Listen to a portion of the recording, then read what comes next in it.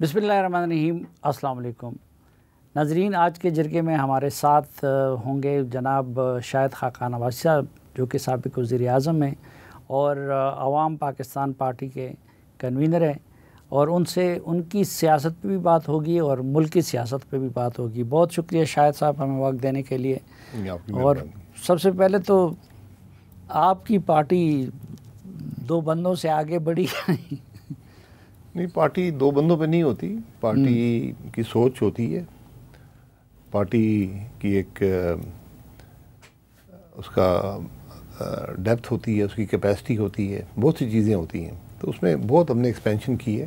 اچھا، اور اللہ کی کرم سے آپ آج میڈیا دیکھ لیں، کہیں پہ دیکھ لیں، ملک کے معاملات کی اگر کوئی بات کوئی جماعت کرتی ہے تو ہماری جماعت ہی کرتی ہے، جس کے اندر یہ صلاحیت موجود ہے کہ وہ بات بھی کر سکے، تجربہ بھی رکھتی ہے۔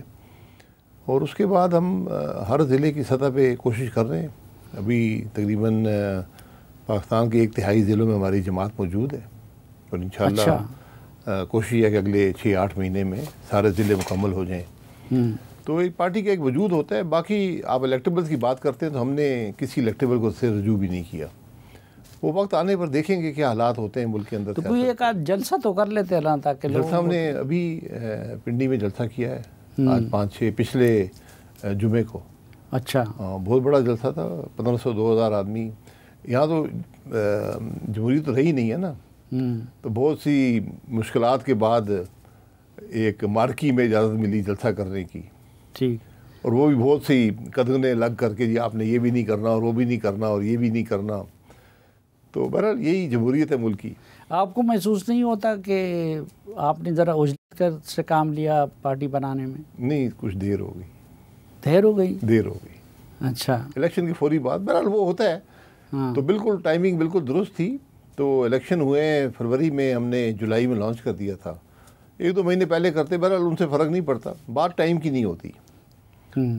اور یہی وقت ہے جو آج ملک کی سیاست ہے۔ تینوں جو بڑی جماعتیں ہیں ان کی یقیناً آرگنائزیشن بھی ہے، ان کے ممبران بھی ہیں، لیکن ان کے پاس نہ صلاحیت ہے نہ سوچ ہے۔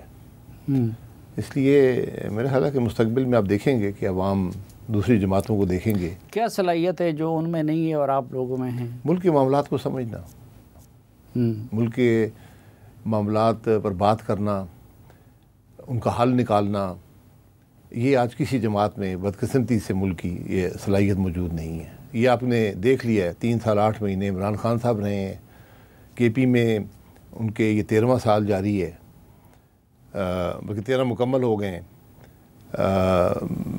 اس پارٹی بھی 16-17 سال سے سندھ میں حکومت کر رہی ہے، آج وفاق میں حصے دار ہے، مسلم لیگ بھی کر رہی ہے، لیکن ملک نہیں چل رہا۔ یہ ایک بڑی واضح حقیقت ہے۔ نہیں، ملک کیسے نہیں چل رہا؟ ملک تو کہتے ہیں اکانومی سٹیبل ہو گئی، عالمی سطح پہ پاکستان کا بڑا وقار بلند ہو گیا، تو یہ چلنے سے کیا مراد ہے؟ 45% لوگ سطح غربت سے نیچے ہیں، 3 کروڑ بچے اسکولوں سے باہر ہیں، معیشت میں کوئی بہتری نہیں آ رہی، نیگیٹو گروتھ ہے معیشت کی، لوگ ملک چھوڑ کر جا رہے ہیں۔ کسی پیمانے سے بھی آپ ملک کو دیکھ لیں، ملک کوئی ترقی نہیں کر رہا۔ یہ بڑی خام خیالی ہے، اور یہ اسٹیبلٹی 4 سال لگیں گے اسٹیبلٹی آنے میں۔ 16 مہینے پہلے حکومت رہی ہے، پھر بیچ میں ایک انٹرم گورنمنٹ رہی ہے، اب 16 مہینے ان کو ادھر ہو گئے ہیں، تو کب کتنے 16 سال میں آئے گی؟ تو یہ سوال ہوتا ہے کہ جب آپ مسلم لیگ نون میں تھے تو آپ کو ان چیزوں کا احساس کیوں نہیں تھا؟ نہیں، اس وقت جو حالات تھے اس کے مطابق ہم کام کرتے تھے۔ نہیں، آپ تو ہمیں بتاتے تھے کہ مثلا ان کی حکومت میں کہ سب کچھ ٹھیک چل رہا ہے۔ جی، ہم نے کیا، ٹھیک کیا، ہر چیز ہم نے حل نہیں کی، نہ ہو سکتی ہے، لیکن ہم نے مسائل کو حل کیا۔ جو 13 سے 18 کی حکومت تھی اس کے اندر بہت سے مسائل حل ہوئے، خامیاں موجود تھیں، ہر حکومت میں ہوتی ہیں، لیکن جو 18 کے بعد ملک کی حالت ہوئی ہے اس کے تو کوئی جواز نہیں ہے۔ آپ 28% تھی اس وقت سطح غربت سے نیچے، اور نیچے کی طرف ٹرینڈ تھا کہ نیچے جا رہی ہے۔ یہ بہت بڑی ناکامی ہے۔ گروتھ سی پے کی وجہ سے 6.5% سے اوپر چلی گئی تھی۔ تو آج بدقسمتی سے یہ جو ہم الیکشن میں چوری ہوتے ہیں الیکشن، ہمیں اس کا احساس نہیں ہوتا، وقتی طور پہ ہم بڑا محسوس کرتے ہیں کہ بڑی طاقت آ گئی ہے، لیکن اس کی بہت بھاری قیمت ملک ادا کرتا ہے۔ الیکشن کس نے کس سے چوری کی ہے؟ الیکشن جو بھی چوری کرتے ہیں اپنے مقاصد کے لیے، اس وقت سوچ اچھی ہو، الیکشن کا ایک بڑی بنیادی بات ہوتی ہے کہ جو عوام کی رائے ہو اس کا احترام کیا جائے۔ ہماری یہ روایت نہیں رہی، ہم نے ہر الیکشن کے اندر کچھ انٹرفیئرنس کی ہے، کبھی کسی کو کمزور کیا، کبھی کسی کو مضبوط کیا، کبھی کسی کو باہر نکالا، کبھی کسی کو لے آئے۔ یہ بڑے تجربے ہو چکے ہیں، اب تجربے اتنے ہو چکے ہیں، مزید گنجائش نہیں رہی۔ تو اب آج سب کو مل کر ملک کی بات کرنی پڑے گی۔ ماضی کو ماضی پہ چھوڑ دیں، اسے سبق حاصل کریں کہ وہ سب کچھ ناکام ہوا، یہ سب تجربے ناکام ہو چکے ہیں۔ یہ جو ایک تجربہ میں نے خود کئی دفعہ دیکھا ہے، اس کو ڈی سیٹ کر دو، اس کی سیٹ لے لو، بائی الیکشن جیت لو، زیادہ بندے اسمبلی میں آ جائیں گے، ترامیم ہم شروع کر دیں گے، یہ ناکامی کی داستان ہے۔ تو آج کچھ تو جب آپ وزیر اعظم تھے تو اس وقت آپ نے شفاف الیکشن کے لیے کوئی انتظام کیوں نہیں کیا؟ شفاف الیکشن کا ہم کیا انتظام کرتے ہیں؟ شفاف الیکشن کمیشن کی ذمہ داری ہوتی ہے، انٹرم گورنمنٹ میں ہوتا ہے۔ تو اس وقت بھی الیکشن نہیں، آپ تو نگران وزیر اعظم بھی نہیں تھے نا، آپ تو منتخب وزیر اعظم تھے، تو کوئی قانون سازی ایسی کیوں نہیں کی کہ یہ مداخلت نہ ہو سکے؟ قانون سازی موجود ہے، اس کا نام آئین پاکستان ہے، اس کو اگر پڑھ لیں، اگر کوئی آئین توڑنے پہ تل جائے تو میں کیا کر سکتا ہوں؟ جو اگر ہمیں آئین کی بھی پرواہ نہیں ہے، جس ملک کے ہر آئینی عہدیدار جو ہے، چاہے وہ سیاست میں ہو، چاہے حکومت میں ہو، چاہے فوج میں ہو، چاہے جوڈیشری میں ہو، وہ تمام حلف لیتے ہیں میں آئین کا دفاع کروں گا۔ اور آج آپ آج گھر جا کے ایک مہربانی کریں مجھ پہ، چیپٹر 1 آئین کا پڑھ لیں، آرٹیکل 8 سے 28 تک۔ اور آپ مجھے یہ بتا دیں، ملاقات زیادہ ہونی چاہیے، کہ کتنے ان میں سے ہیں جو آج پاکستان کے عوام کو میسر ہیں وہ آئینی حقوق، بنیادی آئینی حقوق جو ایک شہری اور ریاست کا رشتہ ہوتا ہے۔ یہ سب کچھ ٹھیک ہے، لیکن آپ جو فرما رہے ہیں، لیکن یہ تو آج سے نہیں ہے، سالوں سے ہے۔ نہیں، یہ حالت نہیں تھی، یہ حالت نہیں تھی۔ ہو سکتا ہے پہلے 1-2 سلب ہوئے ہوں وقت کے ساتھ، لیکن آج جو حالات ہیں ایسے حالات کبھی نہیں۔ 2018 میں RTS فیل کر دیا تھا۔ جی بالکل، وہ بھی تھے، یہ وہیں سے معاملہ زیادہ شروع ہو چکا ہے۔ پہلے ہم کسی کو بناتے ہیں، پھر اس کو گراتے ہیں، پھر وہ اچھا ہوتا ہے، پھر برا ہو جاتا ہے۔ تو کل کے دوست آج کے دشمن ہوتے ہیں، آج کے دشمن کل کے دوست بن جائیں گے۔ ملک کا کیا بنے گا؟ یہ دوستیاں یاریاں چلتی رہتی ہیں، دشمنیاں۔ ملک جو ہے نا، اس کی فکر کریں۔ آج میری سب سے گزارش ہے، اس ملک کے ارباب اقتدار، ارباب اختیار جو بھی ہیں، ملک کی بات کریں۔ ملک کو کیا خطرات ہیں؟ ملک چل نہیں رہا، اس سے بڑا خطرہ کیا ہوتا ہے؟ 24 کروڑ کا ملک ہے، آپ کی معیشت نہیں چل رہی، آپ کے لوگ ملک چھوڑ کر جا رہے ہیں۔ نمبر 1 پہ ہم پہنچ گئے ہیں دنیا میں، جو لوگ اپنا ملک چھوڑ کر جا رہے ہیں، ہم اس میں نمبر 1 پر ہیں۔ اور جن سے جو دوسرے ممالک ہیں، ان میں سے اکثریت جو ہیں، ان کو کوئی بہتر نوکری بار مل رہی ہے، وہ اپنے ملک میں خوش ہیں، لیکن وہ کسی کو نوکری مل گئی، وہ اس لیے جا رہا ہے کہ میں ایک بہتر نوکری مل گئی۔ یہاں لوگ بنیادی حقوق کے لیے، بنیادی ایک نوکری کے لیے، اپنی معیشت زندہ رہنے کے لیے وہ ملک سے باہر جا رہے ہیں، اور بڑی تعداد میں 16 لاکھ تو 2 سال پہلے کا فگر ہے۔ یہ بہت تشویشناک بات ہے۔ جب آپ کے شہری مایوس ہو جائیں اپنے ملک سے، ہم اس کے بارے میں بات بھی نہیں کرتے، ہماری سوچ بھی نہیں ہے، کوئی ان کو کم از کم تسلی تو دیں نا۔ تو یہ حکومت جو معیشت کے استحکام کی بات کر رہی ہے، یہ جھوٹ ہے؟ سر، معیشت کا استحکام ہوتا کیا ہے؟ جس معیشت میں ترقی نہ ہو رہی ہو، نیا کاروبار نہ آ رہا ہو، روزگار کے مواقع پیدا نہ ہو رہے ہوں، وہ معیشت ترقی یافتہ نہیں سمجھی جاتی، وہ سٹیبل نہیں سمجھی جاتی۔ فارن ایکسچینج ریزرو بڑھ گئے ہیں ہمارے، اور ریمیٹنسز باہر سے زیادہ آ رہے ہیں، اس طرح کے اشارے، یہ اچھی معیشت کی نشانی نہیں ہے؟ جی، اس پہ بحث کر لیں، یہ اچھی بات ہے کہ جو ریمیٹنس، جو آپ کے فارن ایکسچینج ریزروز ہیں، اگر آپ ملک بند کر دیں، یہ بہت بڑھ جائیں گے۔ آپ نے ملک بند کر کے فارن ایکسچینج ریزروز قائم کیے ہوئے ہیں، اور ان میں سے بھی اکثریت وہ ہے ریزروز کی جو ہمارے دوست ممالک نے رکھے ہیں، جن کو ہم استعمال نہیں کر سکتے۔ یہ ان کی مہربانی ہے کہ آپ کو استحکام دینے کے لیے آپ کے خزانے میں موجود ہیں، لیکن آپ استعمال کرنے کے قابل نہیں ہیں، اس لیے آپ کو جو بچی کچی رقم کے ذریعے گزارا کرنا پڑتا ہے جو آپ استعمال کر سکتے ہیں۔ ریمیٹنسز ایک بہت تشویشناک بات ہے، اس میں حکومت کا کوئی کامیابی نہیں ہے. یہ وہ لوگ ہیں سب 16 لاکھ جو ایک سال میں گئے ہیں، جو پیسے وہاں سے اپنے گھر بھیجتے ہیں. یہ ایک ذمہ داری ہوتی ہے آپ کی. ان کے لیے حکومت کیا کر رہی ہے؟ آپ کی پوری معیشت 32 ارب ڈالر کی ایکسپورٹ کرتی ہے.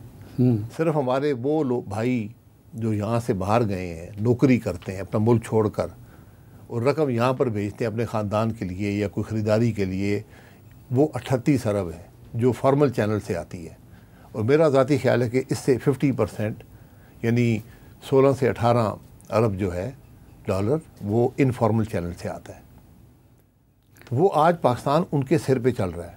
آپ کی کوئی پالیسی ہے ان کے لیے؟ آپ ان کی جو ان کو رویہ ملتا ہے، جو ان کے ساتھ حالت ہوتی ہے ایئرپورٹس پر، کبھی اس کو دیکھ لیں. یہ جو حالت اس ملک کی ہو گئی ہے، آپ کیا سمجھتے ہیں؟ آپ ایک سیزن پولیٹیشین ہیں، پرائم منسٹر بھی رہے، آپ کا تجزیہ کیا ہے؟ بنیادی ذمہ دار اس کا کون ہے؟ سیاستدان ہے، جرنیل ہے، بیوروکریٹ ہے، کون سا طبقہ ہے؟ سب ہے، کوئی بھی اس سے مستثنا نہیں ہے. زیادہ کون ہے؟ میرے سمیت، سلیم صافی سمیت ہم سب ذمہ دار ہیں. ہم نے جب خرابی دیکھی اس کے بارے میں بات نہیں کی، ہم نے خرابی دیکھی اس کا مقابلہ نہیں کیا. تو آج ماضی ہم ڈھونڈتے رہتے ہیں ذمہ دار کون ہے. ذمہ دار صاحب ہیں، یہ بات طے ہو گئی نا، اس کو چھوڑیں. ٹھیک، اس سے سبق حاصل کریں کہ ہم نے کیا خرابیاں کی ہیں. ہمیں ہماری بدقسمتی وہ ہے، یہ ہے کہ وہ خرابیاں بھی نظر نہیں آتی ہمیں کہ ان سے ہم سبق حاصل کر سکیں. ہماری جب آپ اپنا اصول پہ کمپرومائز کر لیتے ہیں، اپنا ضمیر بیچ دیتے ہیں، پھر آپ کو خرابی نظر نہیں آتی ہے. قدرت کا نظام ہے. تو آج ہماری یہ حالت ہو گئی ہے. ورنہ آج اس ملک کے جو لیڈرشپ ہے وہ ہاتھ پیر مار رہی ہوتی، وہ کوشش کر رہی ہوتی کہ یہ ملک کے انتشار جو ہے اس کو ختم کریں، یہ نفاق ختم کریں، اپنے گھر کو مضبوط کریں. ہم کوئی کوشش نہیں کر رہے. ہم تو مزید کوشش کر رہے ہیں کہ ملک کے اندر نفاق پیدا ہو، ملک کے اندر انتشار ختم نہ ہو. ہم نے سیاست کو دشمنی میں بدل دیا ہے، نفرت میں بدل دیا ہے. یہ چیزیں آپ نے درست کرنی ہیں. اس میں کس نے زیادہ کردار ادا کیا؟ سر سب نے. کردار کس نے؟ 19-20 کا فرق ہوگا، اس سے کیا فرق پڑتا ہے؟ 1% بھی ہو تو خرابی ہے. یہاں تو سارا معاملہ ہی آپ کے سامنے خراب ہے. میں مایوسی کی بات نہیں کرتا، لیکن میں تشویش کی بات کرتا ہوں کہ آج کم از کم فکر، اگر آپ سمجھتے کہ کوئی مسئلہ نہیں ہے، پھر آپ حکومت کیوں نہیں چلتی آپ کی؟ اچھا، حل کیا ہے؟ ری الیکشن؟ سر الیکشن سے عوام کا اعتماد اٹھ گیا ہے. جو 18 اور 24 کے الیکشن میں ہوا ہے، اس کے بعد الیکشن نہیں کرائے تو بہتر ہے. یقین کریں، آپ نے سروے دیکھا ہے، مارچ کا ایک سروے ہے، 82% لوگوں نے کہا، اور وہ اچھا سروے تھا، بڑا سیمپل تھا، اچھے ادارے نے کیا تھا. 82% لوگوں نے کہا کہ ہم الیکشن کو ملک کے مسائل کا حل نہیں سمجھتے. نہیں تو پھر کیا کیا جائے؟ پھر آج بیٹھے ایک ٹیبل پہ بیٹھے، نظر آئیں لوگوں کو. کون کون بیٹھے؟ سارے سیاستدان ہیں، 4-5 سیاستدان ہیں، فوج کے سربراہ ہیں، جوڈیشری کے سربراہ ہیں. یہ آج ملک کے معاملات پہ اثر انداز ہیں، وہ مانے یا نہ مانے. تو وہ پھر ادھر کہتے ہیں کہ جی آئین میں فوج کے سربراہ کے بیٹھنے کی گنجائش نہیں ہے. بالکل گنجائش ہے. کہاں لکھا کے سربراہ کی نہیں ہے؟ کہاں لکھا نہیں ہے؟ NSE کا فورم موجود ہے، اس کے علاوہ بھی آپ بیٹھ سکتے ہیں. ملک کے مسائل کے حل کے لیے کسی وقت بھی بیٹھ سکتے ہیں. غیر معمولی حالات ہیں آپ کے ملک کے. یہ کون سی بات ہے کہ فوج کے سربراہ کی گنجائش نہیں؟ کہ فوج کا سربراہ پاکستان کی فوج کا سربراہ نہیں ہے. تو عمران خان صاحب کیسے بیٹھیں گے؟ بٹھائیں ان کو جیل سے لے آئیں. جیل سے آپ پیرول پہ لے آئیں. کون سی مشکل بات ہے؟ ایک سیاسی جماعت ہے، بڑی سیاسی جماعت ہے، کل تک اقتدار میں تھی، آج بھی اس کی ایک بڑی حیثیت ہے، ایک صوبے کی حکومت ان کے پاس ہے. ایک دوسرے کو ماننا پڑے گا نا. کل ہم دشمن تھے، آج عمران خان صاحب دشمن ہیں. ٹھیک ہے. آپ کہتے ہیں کہ یعنی یہ ملک کے 4-5 بڑے اور آرمی چیف جی اور چیف جسٹس جی یہ لوگ بیٹھیں اور کوئی حل نکالیں. پہلے یہ مظاہرہ کریں کہ ہمیں اس ملک کی فکر ہے. ٹھیک. ہم سمجھتے ہیں کہ ملک کے حالات خراب ہیں، ہمارے پاس یہ حل ہے. ہم سب کو وہ حل مل کر اس کو امپلیمنٹ کرنا ہے. یہ ہم ٹکڑوں میں نہیں کر سکتے کہ آج میں یہاں ترمیم کر دوں، کل میں وہاں قانون پاس کر دوں، میں ادھر یہ کام کر لوں، ادھر وہ. اس طرح نہیں ہوتا. حل کیا ہے جو وہ تلاش کرے؟ حل آپ کو بڑے بنیادی اصلاحات چاہیے. آپ کے جو تمام نظام ہیں ناکام ہو گئے ہیں. آپ کے جو صوبوں کا سٹرکچر ہے یہ ناکام ہو گیا ہے. آپ کی گورننس کا نظام ناکام ہو گیا ہے. آپ کی بیوروکریسی کا نظام ناکام ہو گیا ہے، آپ کے رشتے جو ہیں وفاق کے اور صوبوں کے وہ ناکام ہو گئے، آپ کی بہت بنیادی اصلاحات ملک کو چاہیے. اس کے بغیر معیشت کو آپ کیسے ترقی دیں گے، اس پر بات کریں. ہمارے تعلقات جو دوسرے ممالک سے ہیں وہ کیسے ہونے چاہیے. اب آپ کے پاس فیصلے ہیں اور یہ مشکل فیصلے ہیں، آپ پہ دباؤ آئے گا کہ اب ہمارے ساتھ ہیں یا نہیں ہیں. تو ان کے فیصلے اگر ایک ملک کی لیڈرشپ بیٹھ کر کرے اس کی طاقت اور ہوتی ہے، اگر آپ بند کمروں میں کریں گے اس کی وہ کمزوری ہوتی ہے. یہ ماضی کا سبق ہے. یہ آپ نے بیرونی تعلقات کا ذکر کیا تو میں آپ سے یہ بھی جاننا چاہوں گا کہ امریکہ کیوں مہربان ہے، لیکن ایک مختصر سی بریک کے بعد.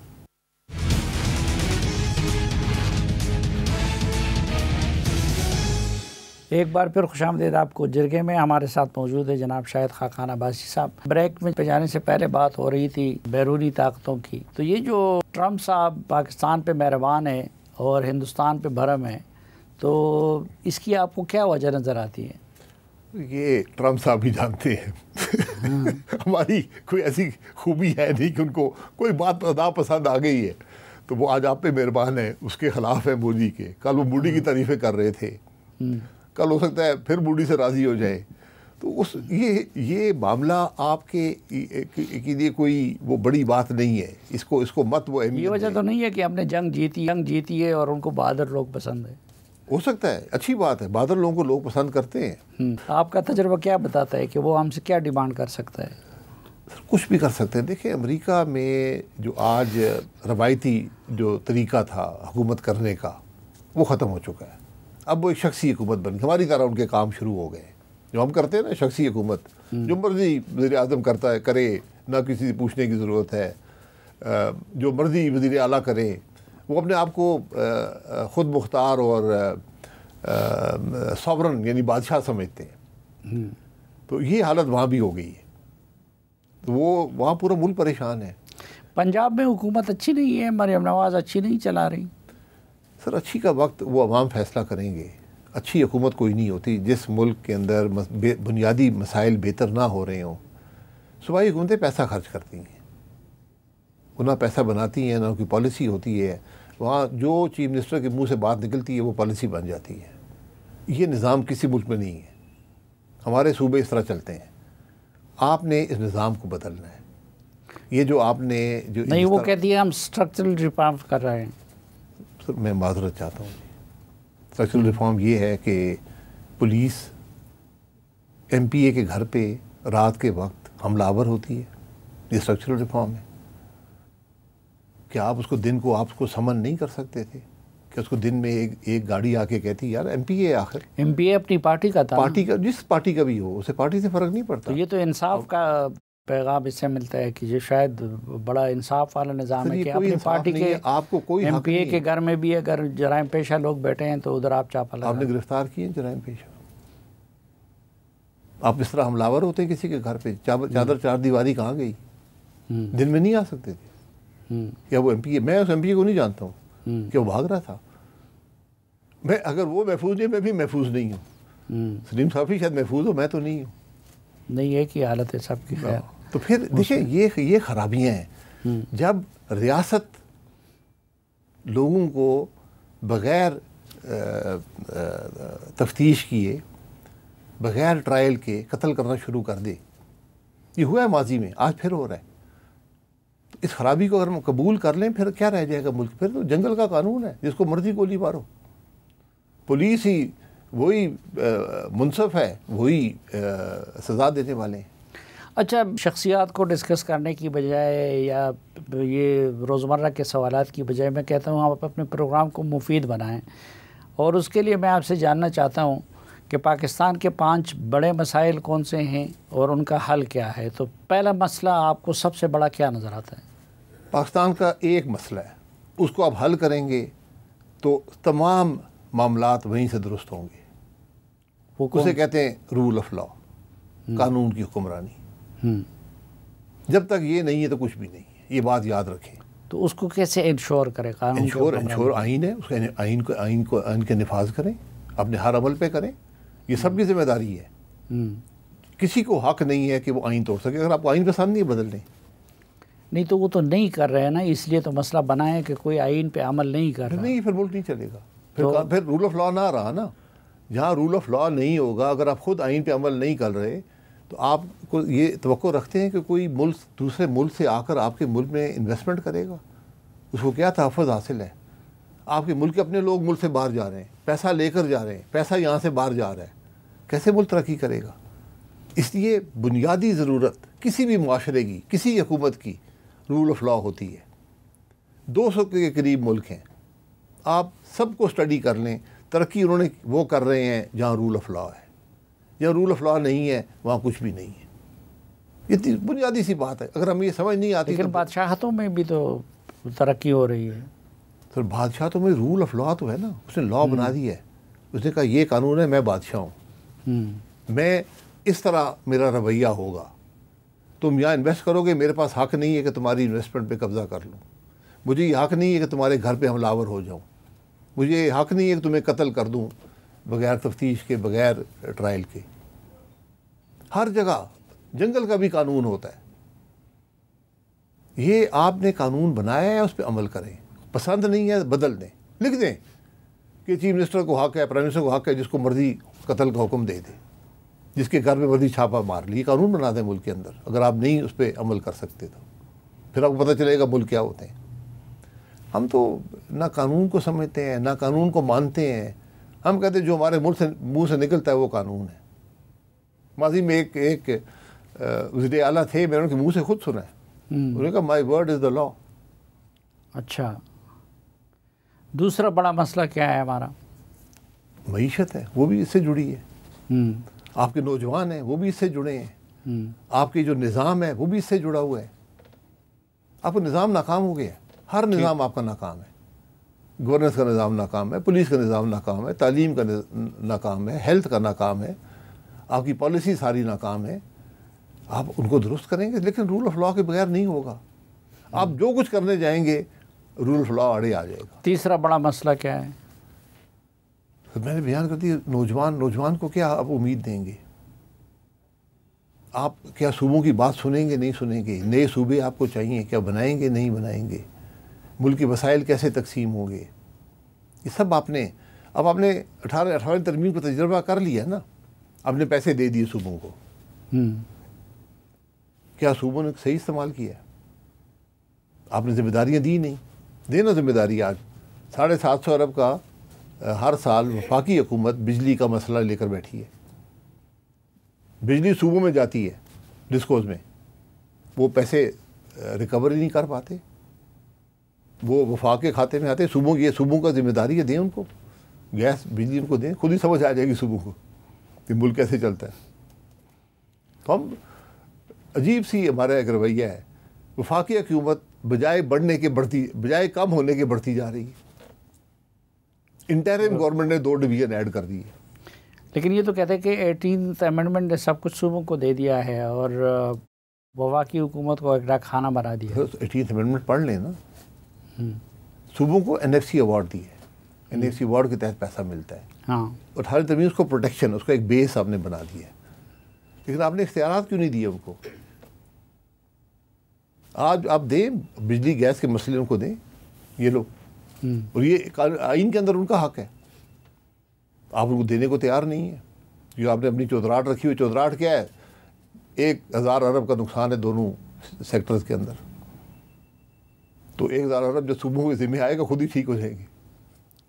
PIA کی نجکاری ہو سکتی ہے اگر آپ کرنا چاہیں تو آپ کو لگتا ہے کہ حکومت سنجیدہ نہیں ہے اس کی نجکاری میں؟ سر سنجیدگی اسٹرکچر سے آتی ہے نا، کہ آپ نے کیا ٹرانزیکشن کا اسٹرکچر بنایا ہے.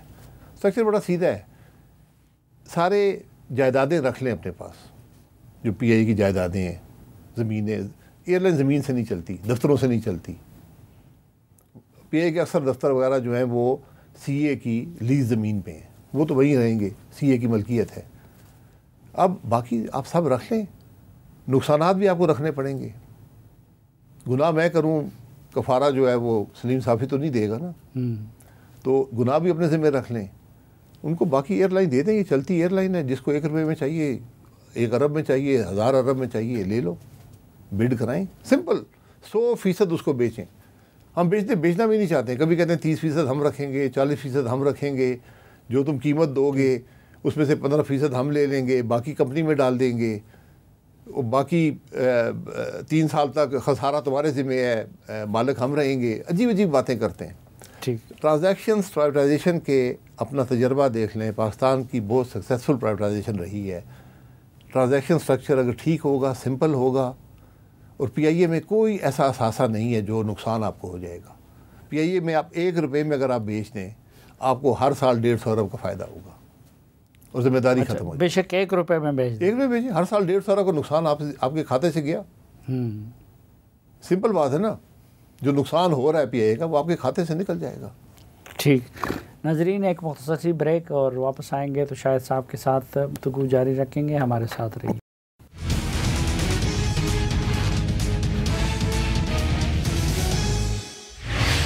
ایک بار پھر خوش آمدید آپ کو جرگے میں. آج کے جرگے میں ہمارے ساتھ ہیں جناب شاہد خاقان عباسی صاحب. عباسی صاحب, آپ لوگ آج کل جو سیاسی جدوجہد کر رہے ہیں تو وہ اپوزیشن کے ساتھ مل کے کر رہے ہیں؟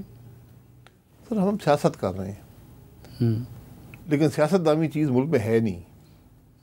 تو جو ڈھانچہ وانچہ وہ سیدھا سا ہے اس کے اندر کام کر رہے ہیں کہ کم از کم ملک کے مسائل کی بات کی جائے, ملک کے مسائل کی حل کی بات کی جائے, عوام کی تکلیف کی بات کی جائے, کیسے اس جمود سے ہم نکل سکتے ہیں اس کی بات کی جائے. یہ ہمارا کام ہے, یہ ہماری ذمہ داری ہے جو ہم نے اٹھائی ہے, ہم کر رہے ہیں اس پہ کام ایک جماعت کے طور پر. اس کے علاوہ ملک کے حالات آپ کے سامنے ہیں, میں اس پہ کیا بحث کر سکتا ہوں. یا جو سب سے تشویشناک بات ہے, عوام کے اندر ایک مایوسی تھی, اب وہ بحیثی میں بدل گئی ہے. لوگوں کو پرواہ ہی نہیں رہی, ٹھیک ہے جو مرضی کریں گے. سیاسی آدمی ہر روز سینکڑوں لوگوں سے ملتا ہے. آپ کسی شادی پہ چلے جائیں, کسی اور فنکشن میں چلے جائیں, جنازے پہ چلے جائیں, لوگ یہی بات کرتے ہیں, ملک کا کیا ہوگا, ملک کا کیا ہوگا. اب یقین کریں پچھلے 4-6 مہینے سے بات کرنی چھوڑ دی ہے, کوئی بات نہیں کرتا. یہ بحیثی ہے, یہ بہت خطرناک بات ہے. اس کی وجہ کیا ہے؟ وجہ یہ ہے کہ لوگ مایوس ہیں سارے نظام سے. یہ چینی کا جو معاملہ آ گیا, یہ کیوں ہر سال ہو جاتا ہے کہ ہم پہلے ایکسپورٹ کر لیتے ہیں, گندم ہو یا چینی ہو, اور پھر ہمیں امپورٹ کرنا پڑتا ہے. تو یہ جو حالیہ ہوا ہے یہ کیا ہوا ہے؟ تو دیکھیں, جو حکومت چینی مینیج نہیں کر سکتی, چینی یہ کوئی راکٹ سائنس نہیں ہے. حکومت کا ذمہ داری ہے کہ اس کو پتہ ہو کہ کتنی مقدار میں ایک مال ہمارے پاس موجود ہے, یہ ملک کے اندر موجود ہے. اس کا پورا نظام بنا ہوا ہے. چینی آپ نے کہا کہ زیادہ ہو گئی ہے, اب زیادہ ہو جائے تو ایکسپورٹ کرنا بہتر فیصلہ ہوتا ہے. جب آپ ایکسپورٹ کرتے ہیں تو آپ اس پہ کچھ قدغنیں لگاتے ہیں. آپ سے ڈیمانڈ آتی ہے, جب ہمارے خیال میں 7.5 لاکھ ٹن ملک میں زیادہ ہے تو اس کو ہم نے ایکسپورٹ کرنا ہے. تو آپ کہیں گے ٹھیک ہے, آپ 150 ٹن میں ایکسپورٹ کریں. یہ ہم نے ماضی میں ہوا ہے, اس لیے میں اس معاملے کو جانتا ہوں. 150 ٹن کر لیں گے, پھر آ جائیں 150 ٹن کی پھر اجازت مل جائے گی. اور ساتھ آپ ایک سٹاک رکھیں گے, اس کو بفر سٹاک کہتے ہیں.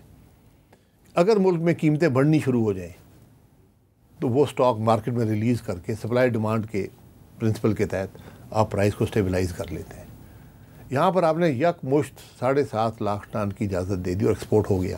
پھر آپ نے کہا وہ غلطی ہو گئی, تو ہمارے پاس تو مال تھا ہی نہیں, ملک میں تو پروڈکشن ہی نہیں ہوئی. اب قیمت بڑھنی شروع ہو گئی, شاید 130 سے تھی وہ کوئی 210-220 تک قیمت چلی گئی. تو پھر آپ نے کہا کہ اب تو اور مال بھی نہیں ہے, تو اب باہر سے امپورٹ کرنی پڑے گی. اب پھر آپ نے امپورٹ کی باتیں شروع کر دیں, قیمت وہیں پہ ہے. تو باقی حساب لگا لیں, 60 لاکھ ٹن شاید چینی سال میں پاکستان میں ہوتی ہے. اور چینی یہ واحد چیز ہے جس کی آپ نے جو ان پٹ ہے گنے کی قیمت کنٹرول میں کی ہوئی ہے, اس سے سطح سے اوپر نہیں جاتی. مل جو بناتے ہیں, مل اور آڑتی کا ڈائریکٹ رشتہ ہے, بیچ میں کوئی سٹوریج نہیں ہے. سٹوریج ساری ملوں کے پاس ہے. یہ سب کچھ مل مالکان کو نوازنے کے لیے کیا جا رہا ہے؟ جی، مل مالکان کی 90% جو ہے وہ سیاست میں ہے، شاید اس سے بھی زیادہ ہے۔ تو جب 80 روپے فی کلو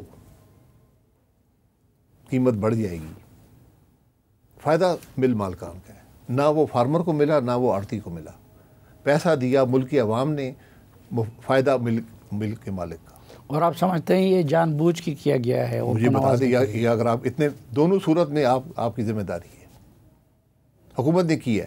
2015 16 17 میں ایکسپورٹ ہوئی، سبسڈی دے کر ایکسپورٹ ہوئی، ہماری قیمت زیادہ تھی، انٹرنیشنل پرائس کم تھی، اور میرا خیال ہے کوئی 10 لاکھ ٹن ایکسپورٹ ہوئی تھی، بڑی 3 لاکھ کے بیچز میں ہم نے اجازت دی۔ میں ECC میں تھا، ہم نے بفر سٹاک مینٹین کیا۔ جس دن ایکسپورٹ شروع ہوئی میرے خیال ہے 52 روپے کچھ پیسے کی چینی کلو تھی، جس دن ایکسپورٹ ختم ہوئی وہ 50 روپے کچھ پیسے، تقریباً 2 روپے قیمت گر گئی تھی۔ اچھا، یہ اور وہ سبسڈی دے کر، یہ بہت بڑا چیلنج تھا ہمارے لیے۔ اگر ہم اس وقت وہ نہ ایکسپورٹ کرتے تو فارمر ڈوب جاتا، کیونکہ مال پڑا رہتا، فارمر کو پیسے نہ ملتے۔ تو یہ ذمہ دار، اب کوئی یہاں ذمہ داری قبول کرنے کو تیار نہیں ہے۔ وفاقی وزراء کی ایک لائن میں نے دیکھی ہے ٹی وی پر، پرائم منسٹر صاحب کو پتہ ہی نہیں تھا، وہ سب کی ایک، یہ کیسے ہو سکتا ہے کہ وہ سارے کہہ رہے ہیں، اس ملک کے وفاقی وزراء کہہ رہے ہیں کہ پرائم منسٹر صاحب کو علم نہیں تھا، وہ اس کے خلاف تھے۔ اب میں کیا کہہ سکتا